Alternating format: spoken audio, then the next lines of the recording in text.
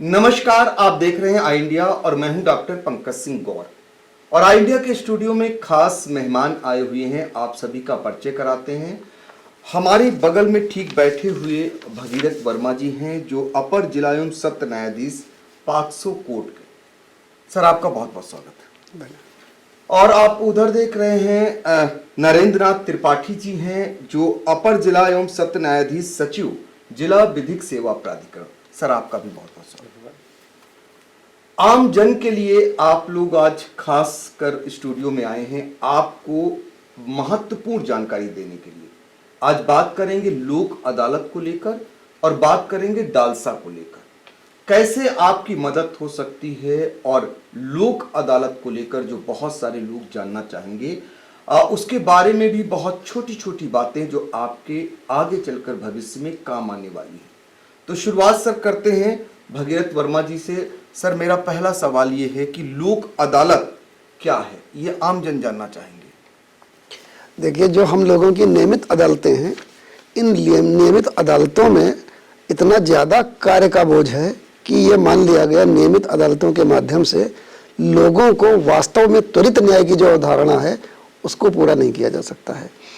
आज की तारीख में संपूर्ण भारतवर्ष में दीवानी के करीब करीब 1,10,00,000 मुकदमे और फौजदारी के 3.5 करोड़ से ज़्यादा मुकदमे लंबित हैं।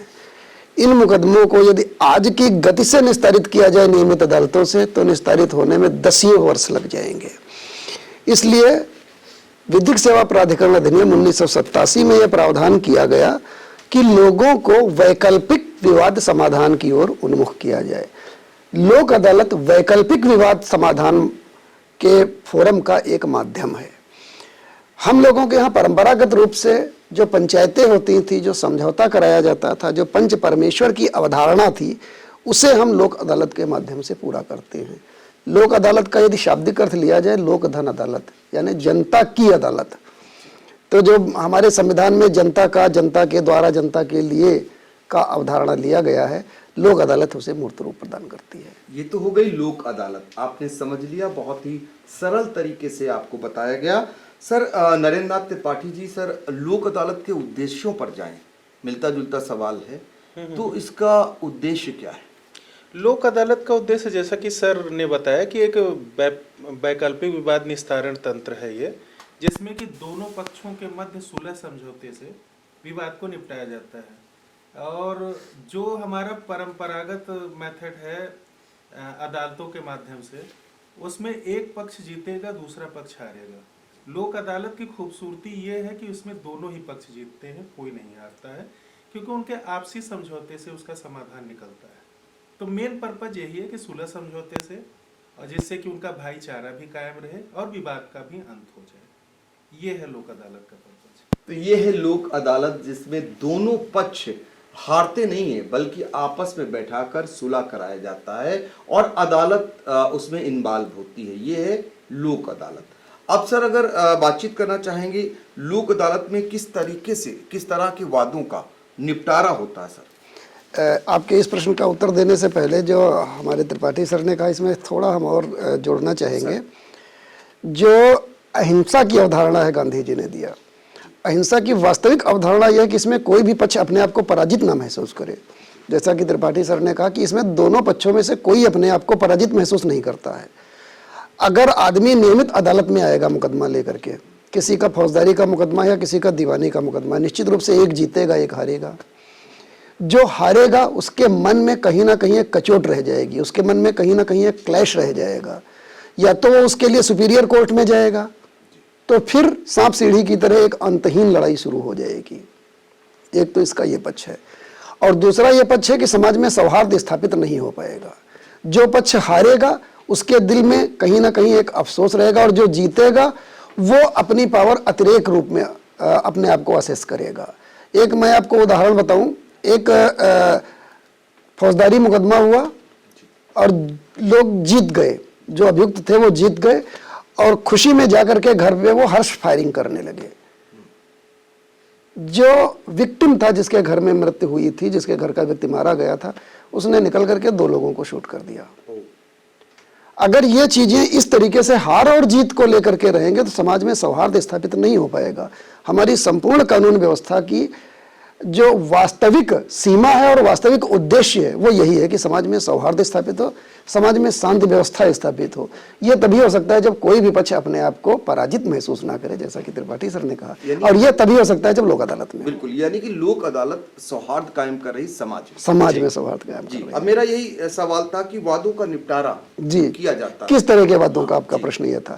देखिए, लोक अदालत में जो आपराधिक मुकदमे हैं, कोई भी शमनीय प्रकृति का आपराधिक मुकदमा, शमनीय प्रकृति के आपराधिक मुकदमों को आम जनता तो बहुत अच्छे से नहीं समझ सकती, तो इसको ये समझ लें जो छोटे छोटे मुकदमे होते हैं जिनमें मोटे तौर पर 3 साल तक की सजा होती है, कुछ ऐसे जिनमें 7 साल तक की भी सजा है, वो भी शमनीय प्रकृति के होते हैं, यानी जिनमें लोगों के बीच में समझौता हो सकता है। कुछ ऐसे मुकदमे होते हैं जिनमें आपस में समझौता कर सकते हैं, कुछ ऐसे होते हैं जिनमें समझौता करने के लिए अदालत की परमिशन की जरूरत होती है।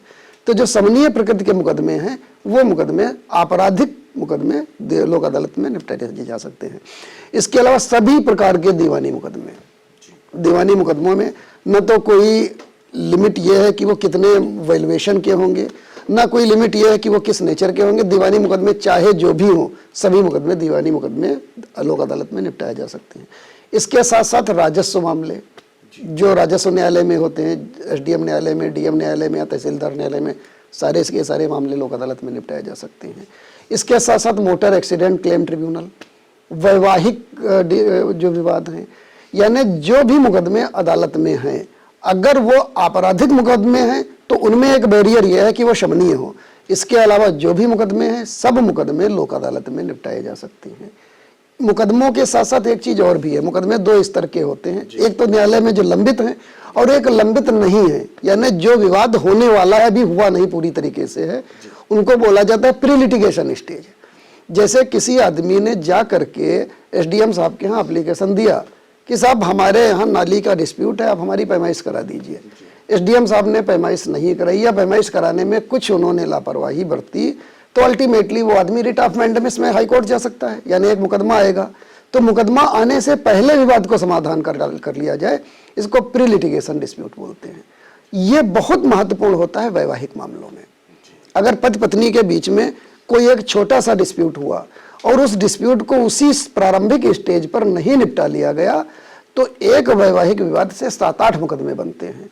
एक दहेज उत्पीड़न का मामला होगा, फिर एक घरेलू हिंसा का मामला होगा, फिर एक दफा 25 का होगा, उनके यहाँ प्रतिकर का मुकदमा होगा, फिर वो लड़के वाले करेंगे कि हमारे घर में आए, हमारे घर से सामान लूट ले गए, फिर लड़की वाले, यानी मुकदमे के ऊपर मुकदमे आते चले जाते हैं। इसलिए हम लोग प्री लिटिगेशन डिस्प्यूट पर बहुत फोकस करते हैं कि कोई मुकदमा प्रारंभ होने से पहले प्रारंभिक स्तर पर ही विवाद का समाधान कर लिया जाए। जैन दर्शन में आपने पढ़ा होगा, एक संवर है, एक निर्जरा है। निर्जरा मतलब जो पहले से विकृतियां हैं उनको समाप्त कर लिया जाए, और संवर मतलब नई विकृतियों को ना आने दिया जाए। लोक अदालत के माध्यम से हम लोग यही करते हैं कि जो पहले से मुकदमे हैं, यानी जो पेंडिंग मुकदमे हैं, उनको हम लोग न्यायालयों में लोक अदालत के माध्यम से निपटा लें, और जो प्री लिटिगेशन है, यानी जो मुकदमे बनने वाले हैं, उनको बनने से पहले समाप्त कर लिया जाए। तो ये है लोक अदालत और उसकी खासियत, और कौन कौन से वाद इसमें निपटाए जाते हैं, इसको जज साहब बता रहे हैं। अब हम जज साहब से यही जानना चाहेंगे, इसी कड़ी से जोड़ते हुए, कि कितने अमाउंट के मामलों का इसमें निपटारा होता है। जैसा कि सर ने बताया कि जो दीवानी वाद हैं उसमें कोई भी जो है अमाउंट का प्रश्न नहीं है, किसी भी अमाउंट के दीवानी वादों का निस्तारण जो है इसमें किया जा सकता है। तो अमाउंट का जो है कोई प्रश्न उसमें नहीं है। कोई भी जो इस तरह के समन्वय मामले हो सकते हैं जिनको कि जो है दीवानी उसमें निपटाया जा सकता है, वो लोक अदालत में उनका निस्तारण हो सकता है।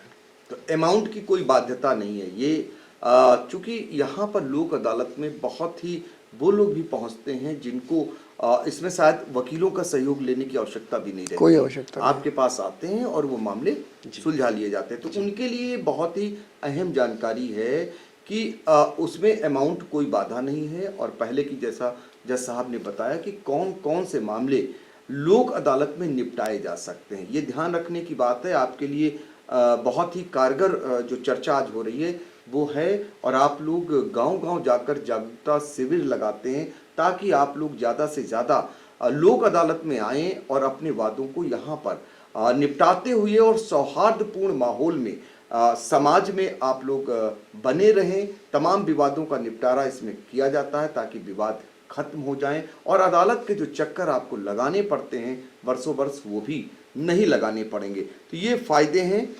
सर, मेरा इसी से जुड़ा हुआ अगला सवाल है कि लोक अदालत में हल किए गए वादों जो हल हो जाते हैं, क्या उनकी कोई अपील हो सकती है? ये एक और खूबसूरती है लोक अदालत की कि लोक अदालत के माध्यम से जो भी विवाद का समाधान होता है वो अंतिम होता है, इसकी अपील नहीं हो सकती। और चूंकि इसमें दोनों पक्ष सहमत होते हैं और दोनों पक्षों को सहमत कराने का कार्य परोक्ष रूप से अदालत द्वारा किया जाता है, तो इसमें अदालत भी एक पक्षकार है। इसलिए लोक अदालत के मुकदमों की एक तो अपील नहीं होती है, जैसा कि पहले बताया जा चुका है कि इसमें दोनों में से कोई पक्ष अपने आप को हारा नहीं महसूस करता है। तीसरी बात यह है कि इन लोक अदालत के मुकदमों की प्रभावशीलता किसी भी दीवानी न्यायालय के अदालत के फैसले की भांति होती है।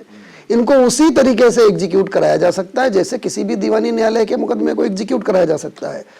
इन मुकदमों की एक विशेषता और है, जो लोक अदालत में आदेश पारित होता है, यदि कोई भी पक्षकार उस आदेश को मानने से इनकार करता है तो ये न्यायालय अवमान की श्रेणी में आता है। तो इन जो लोक अदालत के माध्यम से न्यायालय का आदेश होता है, ये न्यायालय का कर्तव्य होता है कि उस आदेश का अनुपालन करे। तो देखिए, ये भी बहुत बड़ी बात है। जो आप एक अदालत से कोई मामला जीत जाते हैं तो दूसरा पक्ष वो ये इस प्रयास में रहता है कि फिर से वो अपील करता है, लेकिन वो यहाँ पर ऐसा कुछ भी नहीं होता है, क्योंकि दोनों पक्षों के सुलह समझौते के तहत मामले को निपटाया जाता है। और अगर इसमें ऐसी कोई बात आती है तो अवमानना भी होती है, क्योंकि कोर्ट इसमें इन्वॉल्व होती है, उनके उपस्थिति में आपके पक्षों को निपटारा किया जाता है। तो लिहाजा ऐसा कुछ भी नहीं है कि इसमें बाद में अपील हो सके। और जज साहब से अगला सवाल है सर, कि अगर कोई इसमें मामला निपटता है और वो मान लीजिए बदल जाता है पक्ष, तो क्या प्रक्रिया है? सर ने जवाब दे दिया है कि वो जो है चूंकि कोर्ट का ऑर्डर ट्रीट किया जाता है, जो डिक्री का इफेक्ट होता है वो है। तो अगर कोई जो है पक्ष बदलता है तो वो कंटेम्प्ट ऑफ न्यायालय अवमान की श्रेणी में आता है, उसमें उसके विरुद्ध कार्यवाही हो सकती है। और जैसे एक डिक्री का अनुपालन कराया जाता है, उसी तरह से उस पर जो है इन्फोर्स कराया जाएगा उसको। बिल्कुल। तो देखिए, ये भी आप फिर से समझ लीजिए, हम लोक अदालत पर इसलिए जोर दे रहे हैं क्योंकि आपके लिए दो जज साहिबान आपको बहुत ही सरल तरीके से उसके बारे में जानकारी दे रहे हैं ताकि आपके लिए काम आ सके। और जो ये दौड़ धूप होती है, भाग दौड़ आप करते हैं, उससे आपको निजात मिलेगी और यहाँ आकर के दोनों पक्ष बैठकर आसानी से अपने मामलों का निपटारा कर सकते हैं और हंसी खुशी समाज में फिर से रह सकते हैं। अगर आप हंसी खुशी रहते हैं तो समाज स्वाभाविक है विकसित होगा, समाज में शांतिपूर्ण माहौल रहेगा। यही प्रयास है लोक अदालत का। लोक अदालत की बात चल ही रही है तो आम जनमानस का फिर घूम करके हमारे आप दोनों लोगों से हम जानना चाहेंगे बारी बारी से, इससे लाभ क्या है आम जनमानस का? एक बहुत बड़ा लाभ ये है कि दीवानी के कई मुकदमे इस प्रकार के होते हैं कि उनमें कोर्ट फीस बहुत होती है। लोक अदालत में जब दोनों पक्षकारों की सहमति से, सुलह समझौता से कोई मुकदमा निस्तारित होता है तो कोर्ट फीस वापस हो जाती है। बड़ा लाभ। ये बड़ा लाभ नहीं है, बहुत बड़ा लाभ है।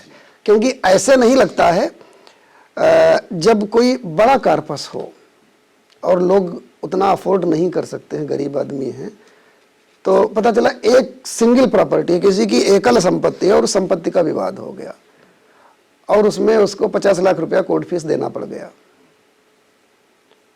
पारिवारिक विवाद है, उस परिवार की एकमात्र संपत्ति है और उस संपत्ति का विवाद हुआ, उस विवाद के लिए उनको 50 लाख रुपया कोर्ट फीस देना पड़ गया। किसी तरीके से बड़े बुजुर्गों के या रिश्तेदारों के माध्यम से उनके बीच में समझौता हो गया, अदालत ने उनको मोटिवेट किया कि तुम लोग परिवार हो, तुम लोग क्यों लड़ रहे हो, और उन्होंने ये बात मान लिया और उनके बीच में एक समझौता हो गया। और अब अगर उस समझौते के माध्यम से वो लोक अदालत के द्वारा एक डिग्री प्राप्त करते हैं तो न सिर्फ वो डिग्री ऐसी होगी जिसकी अपील नहीं हो सकती है, न सिर्फ ऐसी डिग्री होगी जो न्यायालय द्वारा निष्पादनीय है, बल्कि उसका जो 50 लाख रुपया उन्होंने जमा किया था वो भी उनको वापस हो जाएगा।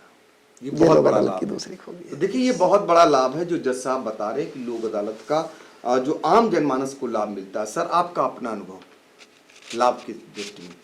लाभ की दृष्टि में जैसा कि सर ने बताया कि जो है कोर्ट फीस आपकी वापस हो जाएगी अगर आपका लिटिगेशन चल रहा है।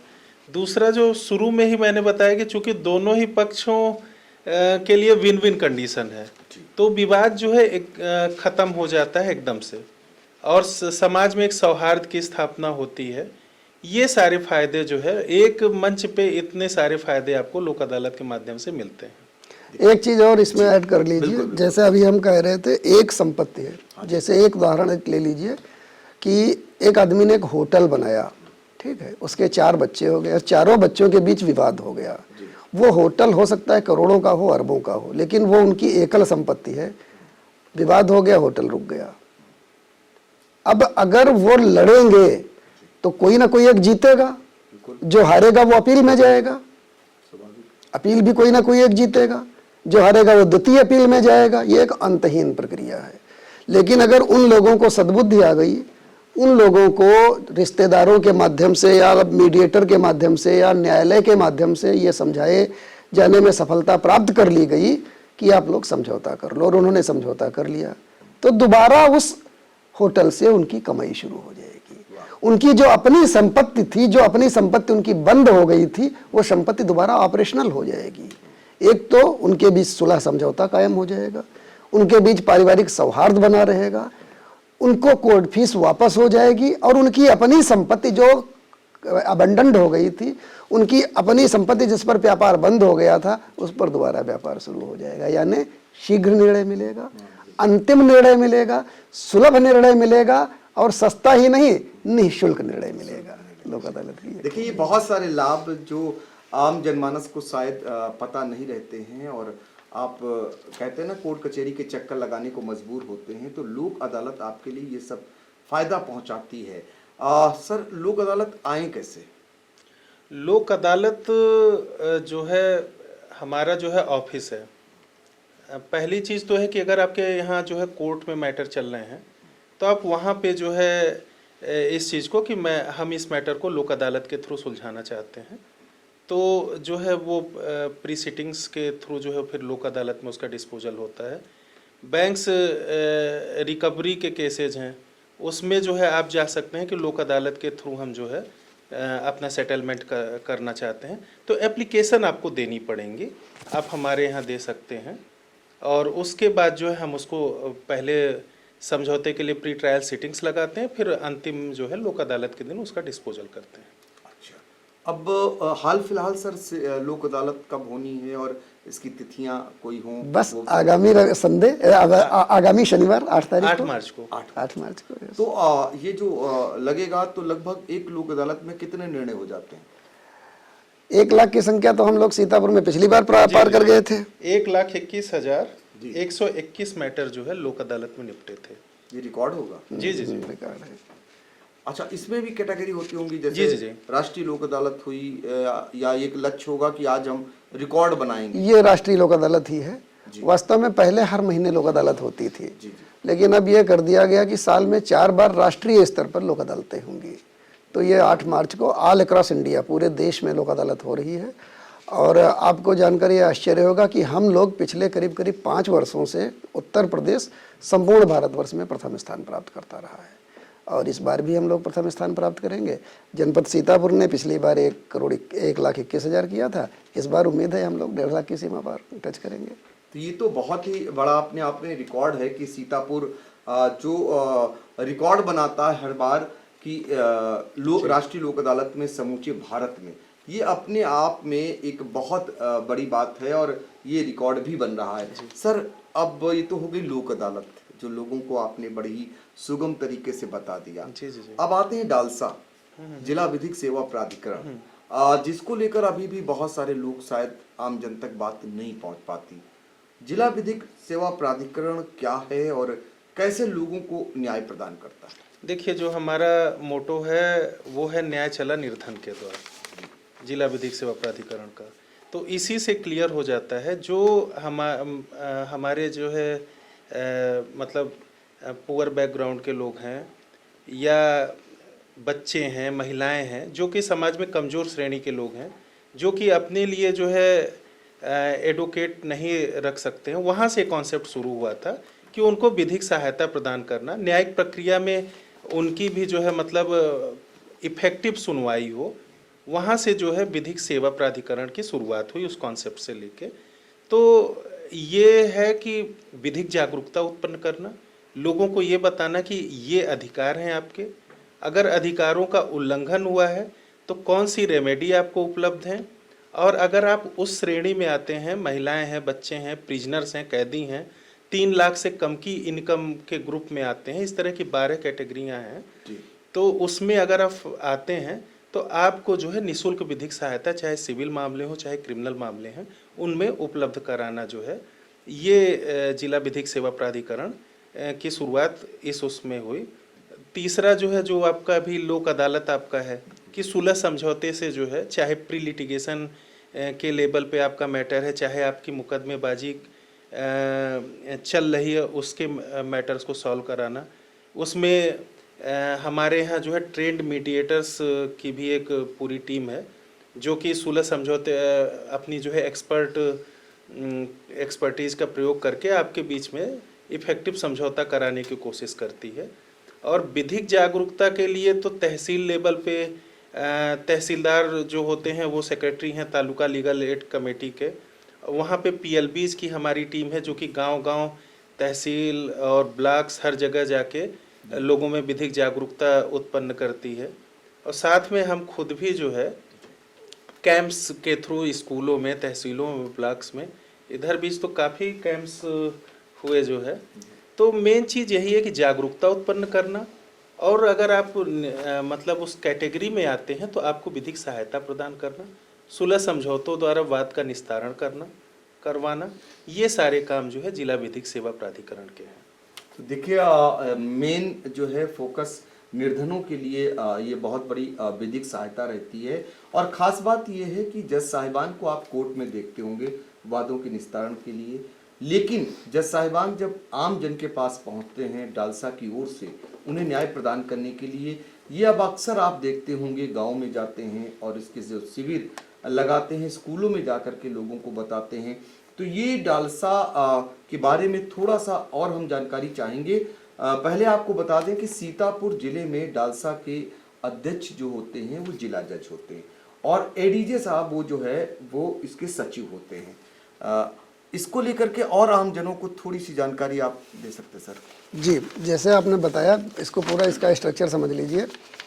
अपने यहाँ उत्तर प्रदेश में 1980 में कानूनी सहायता एवं परामर्श बोर्ड बना था, और ये बना था सीधे ऑनरेबल जस्टिस पीएन भगवती साहब की अध्यक्षता में। ऑनरेबल जस्टिस पीएन भगवती साहब यहाँ पर आए थे, और जो उनका न्यायिक सक्रियतावाद का जो उन्होंने कॉन्सेप्ट दिया था, उसी के चलते कानूनी सहायता एवं परामर्श बोर्ड बना था लखनऊ में। प्रारंभिक रूप से इसका कार्य यही होता था, लोगों के बीच में सुलह समझौता कराना।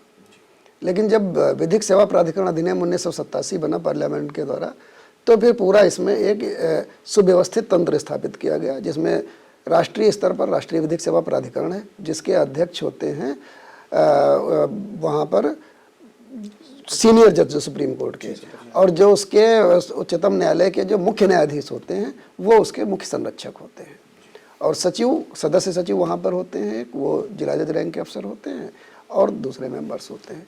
उसी तरीके से प्रदेश लेवल पर एक होता है इसका उत्तर प्रदेश विधिक सेवा प्राधिकरण। अपने हर प्रदेश का अपना एक विधिक सेवा प्राधिकरण है, जिसके अध्यक्ष सुप्रीम हाई कोर्ट के सीनियर जज होते हैं, जो नेक्स्ट टू चीफ जस्टिस होते हैं, और मुख्य संरक्षक इसके मुख्य न्यायाधीश होते हैं प्रदेश के।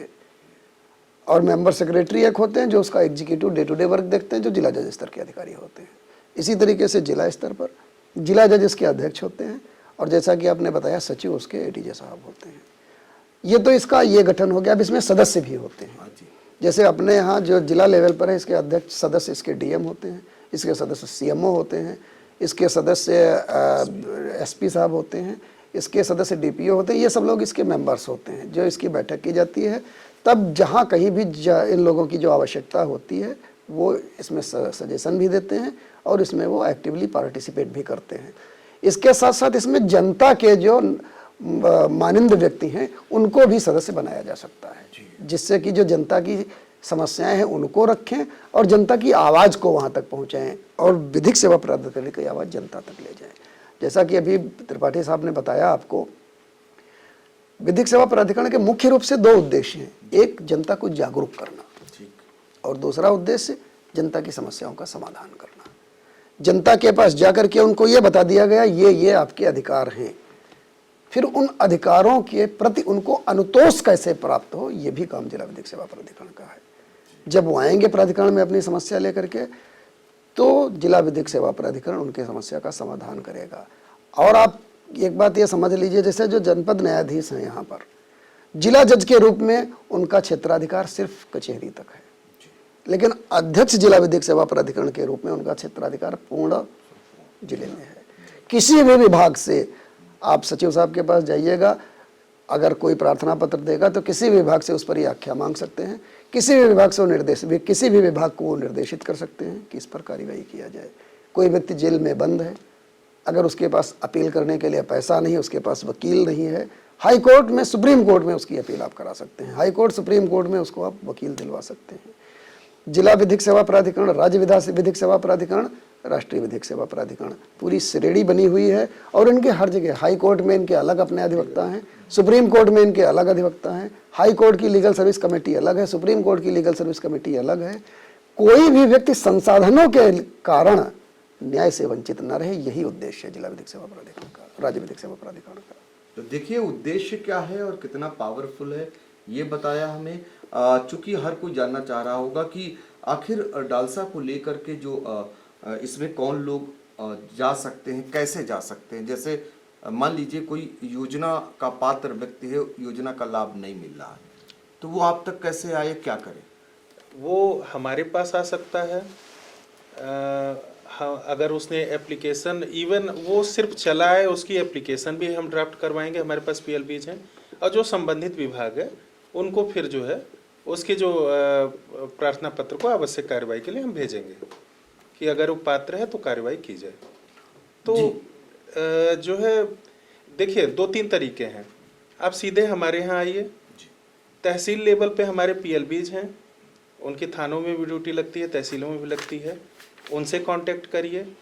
हमारा जो है हर हेल्पलाइन नंबर है 15100, उसको नोट कर लीजिए, उसके थ्रू आप कांटेक्ट कर सकते हैं। वो जो है आपको सीतापुर से, जैसे होता है ना, आप सर्विस सेंटर में कॉल करते हैं तो ऑप्शंस देते हैं, वो फिर से सीतापुर जिला विधिक सेवा प्राधिकरण से जोड़ देंगे। वहाँ से हम आपको जो है गाइड कर सकते हैं कि आप ऐसे आइए, ये करिए। और हमारे पास आप किसी भी माध्यम से पहुँच जाइए, उसके बाद तो सारी कार्रवाई हम अपने स्तर पे करते हैं। आपको बिल्कुल न्याय मिलेगा, आप निश्चिंत रहिए। बिल्कुल, बस आप हम तक पहुँच जाइए। बिल्कुल आप पहुंचिए, डालसा में आपको न्याय मिलेगा। लोक अदालत और डालसा, आज इस पर हमने चर्चा की। और आइडिया के स्टूडियो में ADJ साहब भगीरथ वर्मा जी और ADJ साहब नरेंद्र नाथ त्रिपाठी जी ने विस्तृत रूप से आपको जानकारी दी। अगले फिर किसी विधिक राय को लेकर आप लोगों से चर्चा करेंगे, ताकि आप तक बहुत सारी जानकारियां पहुंच जाएं, जिससे आप आसानी से न्याय पा सकें। यही उद्देश्य है आप लोगों का भी, और एक माध्यम है आई इंडिया। और आप देखते रहिए आई इंडिया। और आपको कोई सुझाव अगर चाहते हैं तो कमेंट बॉक्स में जाकर कमेंट भी कर सकते हैं। सर आपका बहुत बहुत आभार। Thank you sir.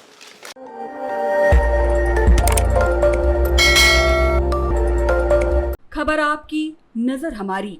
देखते रहिए आई इंडिया।